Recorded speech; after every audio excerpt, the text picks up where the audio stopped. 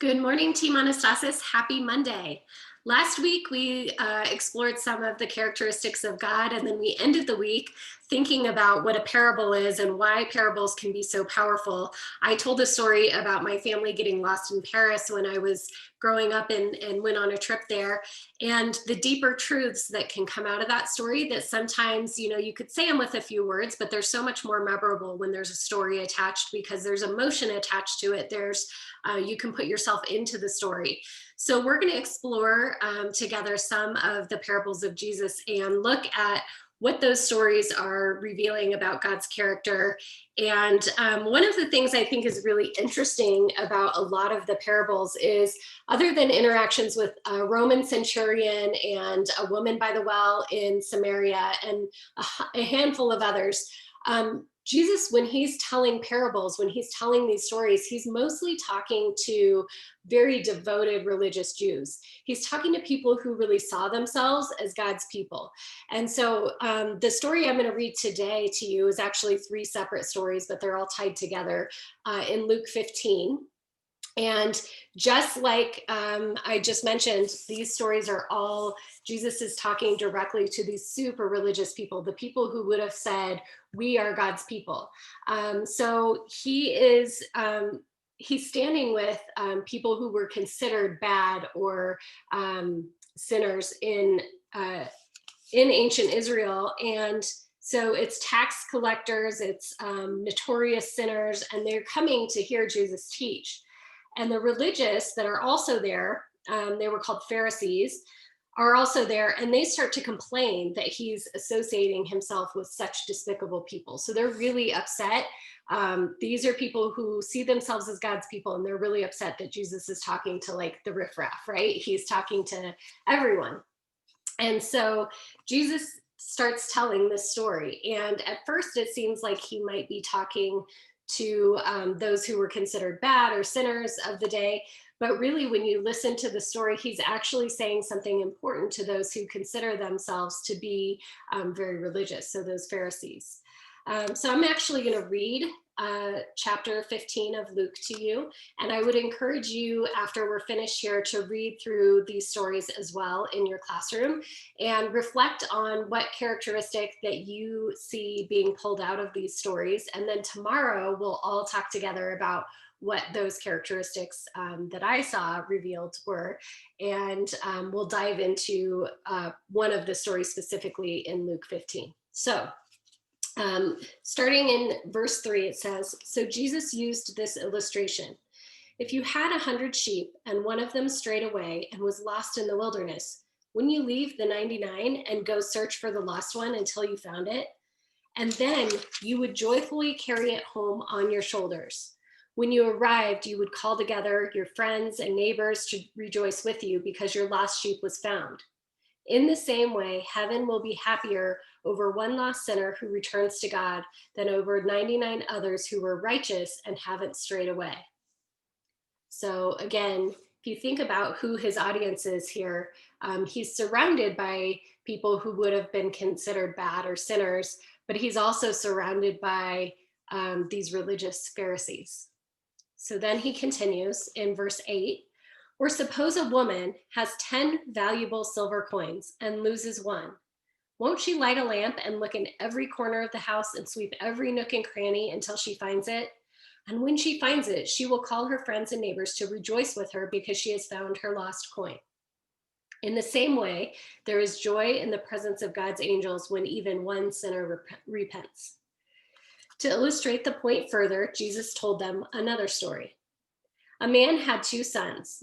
The younger son told his father, "I want my share of your estate now instead of waiting until you die." So his father agreed to divide his wealth between his two sons. A few days later, the younger son packed all his belongings and took a trip to a distant land. And there he wasted all of his money on wild living. About this time that the money ran out, a great famine swept over the land and he began to starve. He persuaded a local farmer to hire him to feed his pigs. The boy became so hungry that even the pods he was feeding the pigs looked good to him, but no one gave him anything. When he finally came to his senses, he said to himself, At home, even the hired men have food enough to spare, and here I am dying of hunger. I will go home to my father and say, Father, I have sinned against both heaven and you, and I am no longer worthy of being called your son. Please take me on as a hired man. So here he is. He has asked his father for his portion of the estate, which is wealth. And instead of taking care of that wealth that he was given, he goes off to a distant land, it says, and he wastes all of it. And after he wastes all of it, a famine sweeps over and people are going hungry. They're starving to death. And so he thinks to himself, I'm not even worthy when I go back to be called the son of my father, because I took what he spent his life building and I wasted it all. And now I'm starving. So he doesn't think he's going to go back and take place in his family as a son at this point. He thinks he's going to go back and beg his father to hire him so that he can at least be a hired hand at his father's house. So he returns to the home of his father. This is verse 20. And while he was still a long distance away, his father saw him coming. Filled with love and compassion, he ran to his son, embraced him, and kissed him. His son said to him, Father, I've sinned against both heaven and you, and I am no longer worthy of being called your son. But his father said to the servants, Quick, bring me the finest robe in the house and put it on him. Get a ring for his finger and sandals for his feet, and kill the calf we've been fattening in the pen. We must celebrate with a feast. For this son of mine was dead, and now he has returned to life. He was lost, but now he is found. So let the party begin. Meanwhile, the older son was in the fields working. When he returned home, he heard music and dancing in the house, and he asked one of the servants what was going on. Your brother's back, he was told, and your father has killed the calf we were fattening and has prepared a great feast. We're celebrating because of his safe return. But the older brother was angry, and he would not go in. His father came out and begged him, but he replied, All these years I've worked hard for you and never once refused to do a single thing you've told me to. And in all that time, you never gave me even one young goat for a feast with my friends. Yet when this son of yours comes back after squandering your money, you celebrate by killing the finest calf we have. His father said to him, Look, dear son, you and I are very close, and everything I have is yours. We had to celebrate this happy day, for your brother was dead and has come back to life. He was lost, but now he is found. So here in Luke 15, we have a shepherd who loses a sheep.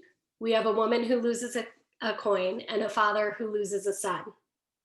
So my question to you, after you maybe read through it again together as a class, is what characteristics, and maybe there's more than one that you see, really stand out as we read through these accounts, these stories, these parables in Luke 15?